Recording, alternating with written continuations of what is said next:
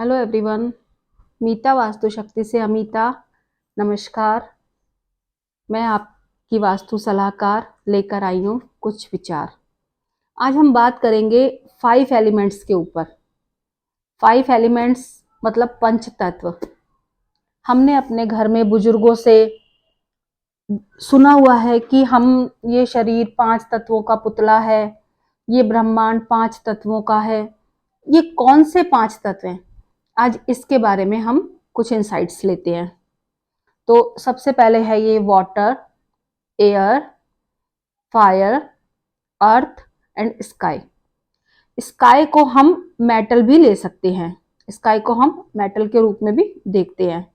और इसी तरीके से अगर हम इसको हिंदी में समझना चाहें तो हम कहेंगे भूमि, गगन, वायु, अग्नि और नीर। इस तरीके से ये 5 एलिमेंट्स हैं। हम लोग सनातनी हैं, हिंदू धर्म हमारा धर्म है। तो हम लोगों को अमूमन ये कहा जाता है कि इनके 33 करोड़ देवी देवता हैं या 33 कोटि देवी देवता हैं। तो इस बात में कोई भी शक नहीं है कि सच में हमारे 33 कोटि देवी देवता हैं। क्यों? क्योंकि हम सनातनी हैं और हम लोग हमारी लाइफ में जो भी वैल्यू एडिट करता है या जो भी वैल्यू एडिशन करता है वो हमारे लिए देवतुल्य हो जाता है।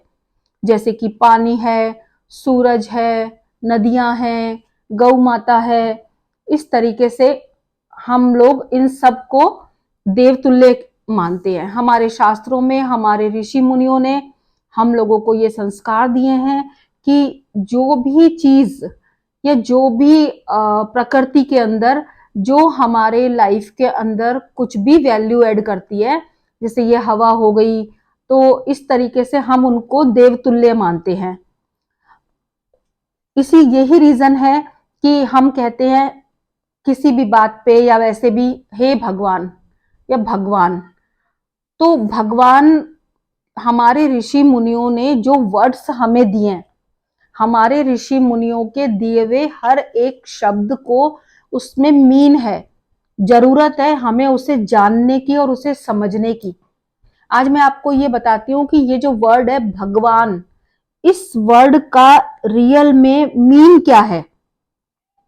तो हम इसको समझेंगे बहुत ही सरल शब्दों में। भगवान, तो हम सबसे स्टार्टिंग में लेते हैं भ मतलब भूमि। उसके बाद हम लेते हैं ग मतलब गगन।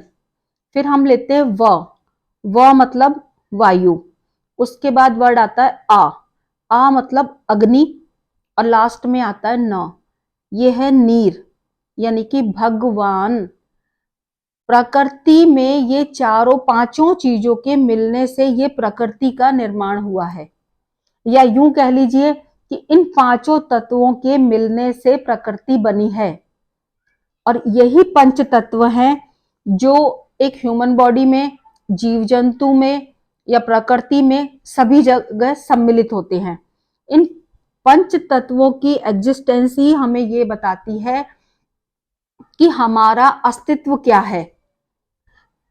कहते हैं वास्तु पुरुष को भगवान का दर्जा दिया गया है, कि वास्तु पुरुष एक भगवान है। भारतीय तत्व मीमांसा के अनुसार समस्त स्थूल जगत में पंच तत्वों से मिलकर बनना ही प्रकृति है। योग, तंत्र, आयुर्वेद और वास्तुशास्त्र सभी पंच तत्वों के सिद्धांतों के ऊपर आधारित हैं। कहते हैं वास्तु पुरुष भगवान है। जब भी पूजा होती है, हम लोगों के घरों में पंडित जी आते हैं, या किसी भी प्रकार की कोई भी शादी की, भूमि की, किसी भी प्रकार की कोई भी पूजा होती है, तो वो वास्तु देवता का पूजन करते हैं। वो बोलते हैं ओम वास्तु पुरुषाय नमः। ये पूरी प्रकृति ही परमात्मा है। इस पूरी प्रकृति के अंदर ये 5 एलिमेंट हैं और ये 5 एलिमेंट्स की एग्जिस्टेंस का अस्तित्व ही हमारे लिए परमात्मा है। और ये प्रकृति इन पंच तत्वों से बनी हुई है। पंच तत्वों से ही हमारा शरीर बना हुआ है। पंच तत्वों से ही वास्तु पुरुष का शरीर बना है और उन्हीं पंच तत्वों से हमारा घर बनता है, या कोई ऑफिस बनता है, फैक्ट्री बनती है, या कोई कुआं बनता है, तालाब बनता है, कोई भी कुछ भी चीज का, किसी भी चीज की जो अस्तित्व होता है वो पंच तत्वों के सम्मिश्रण से ही चीज का अस्तित्व बनता है, चाहे वो पेड़ पौधे हों, जीव जंतु हो। क्योंकि ईश्वर स्वयं में पूर्ण है, भगवान स्वयं में पूर्ण है, अनेक उनके प्रस्फुटित यह जगत भी पूर्ण है। भगवान पूर्ण है, उनके प्रस्फुटित यह जगत भी पूर्ण है, और जब पूर्ण में से पूर्ण को निकालते हैं तब भी पूर्ण ही शेष रह जाता है। इसे अगर हम सरल शब्दों में समझें तो हम एक एग्जाम्पल लेते हैं, जैसे एक मैग्नेट, एक चुंबक। एक चुंबक का जो गुण है, जब हम उसके टुकड़े कर देते हैं तो उसके बाद भी, उस चुंबक में से चुंबक निकालने के बाद भी शेष चुंबक ही बचता है। इसी प्रकार से ये जो प्रकृति है, इस प्रकृति में जितनी भी इकाई है या जो भी कुछ अस्तित्व है, वो पंच तत्वों के मिलने से ही उनका अस्तित्व बनता है। और जब इन पंच तत्वों का सही तरीके से संतुलन होता है या बैलेंस होता है, तो हम उसको, पंच तत्वों का जब बैलेंस होता है तो उसमें देव तत्व उत्पन्न हो जाता है। और जिस चीज के अंदर इन पंच तत्वों में से किसी भी चीज का अनबैलेंस होता है या असंतुलन होता है, तो उसमें असुर गुण बन जाता है।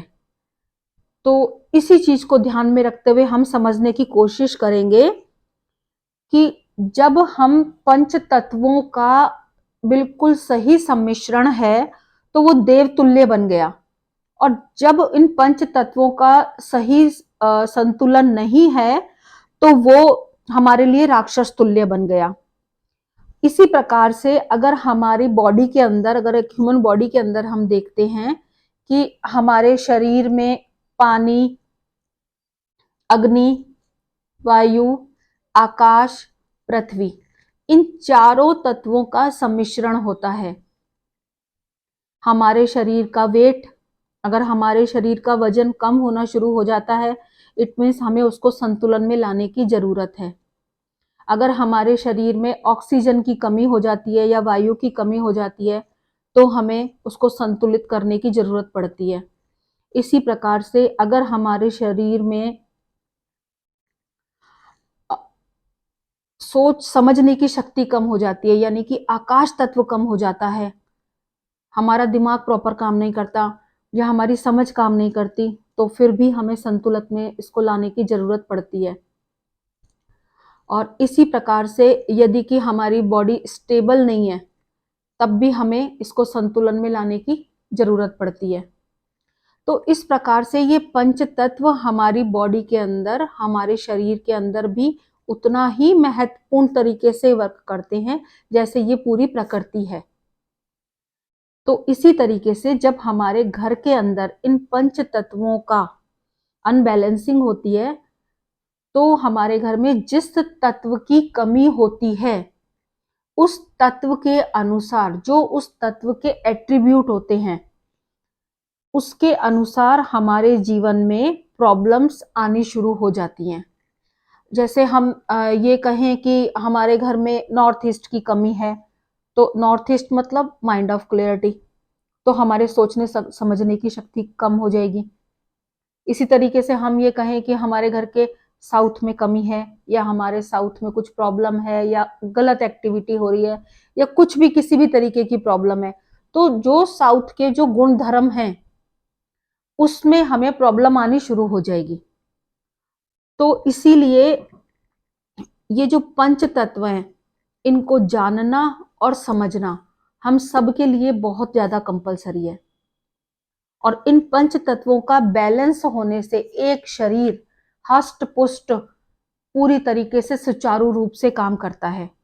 और जब हम इस प्रकृति के पंच तत्वों को बैलेंसिंग को देखते हैं तो हम ये देखते हैं कि ये प्रकृति, इस प्रकृति के एक रहस्यमयी दुनिया है, ये एक रहस्यमयी संसार है। ये पुरुष और प्रकृति ये दो अलग अलग चीजें हैं। इसके बारे में चलिए हम बाद में बात करते हैं, बट अभी हम बात करते हैं इस प्रकृति के बारे में। हमारे प्रकृति की संरचना को देखिए। जब हम जल को देखते हैं, नदियों को देखते हैं, तो हम नदियों की पूजा करते हैं। जब हम पेड़ों को देखते हैं तो हम कभी पीपल की पूजा करते हैं, कभी बरगद की पूजा करते हैं, कभी तुलसी माता की पूजा करते हैं, क्योंकि वो देवतुल्य हैं। हम उनको कुछ नहीं देने जा रहे, लेकिन वो हमें अपने गुण धर्म बिना किसी कंडीशन के देते रहते हैं। इसी प्रकार हम गौ माता की पूजा करते हैं। तो ये हमारे धर्म ग्रंथों में, हमारे वेदों में, हमारे शास्त्रों में वर्णित है कि ये पंच तत्व हमारे लिए देवतुल्य हैं। इसी जानकारी के साथ अब मैं आपसे विदा लेती हूँ। स्वस्थ रहिए, मस्त रहिए, व्यस्त रहिए। नमस्कार।